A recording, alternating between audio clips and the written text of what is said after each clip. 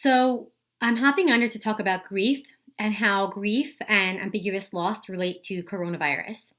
Grief obviously is primarily known as something that we go through when there's a big loss.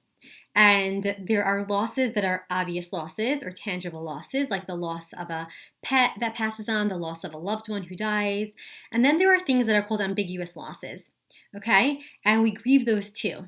So, right now, if you're going through coronavirus and there's a loss of a sense of stability, or there's a loss of sense of organization, or there's a loss of a certain sense of warmth in your love relationship right now because you and your partner or you and whoever you're close to are really struggling to just get through the day, or there's a loss of, you made a lot of treatment gains or life gains in, you've advanced in your career, or you've financially become more steady, or you've worked through some anxiety or depression, and a lot of those symptoms are coming back up, or you've worked on being a more present parent and you're struggling with, you know, really operating on that level.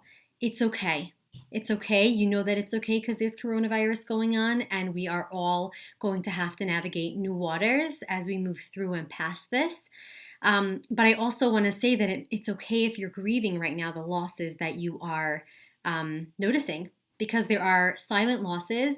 And if you're sad about it, it's valid. You don't have to have the kind of loss that your neighbor has or your cousin has, or big losses, because your mind and your body are experiencing whatever shifts or changes in some kind of way that's valid. So, this is just a little pointer about ambiguous losses, and this abstract kind of grief. And if you're feeling that in some kind of way, and I'm sure there's other griefs I didn't identify, I just want you to notice that, because when we notice things, sometimes there's a settling and there's almost an unburdening of this unspoken pressure or sadness. I am sending a lot of strength your way as you face the days ahead.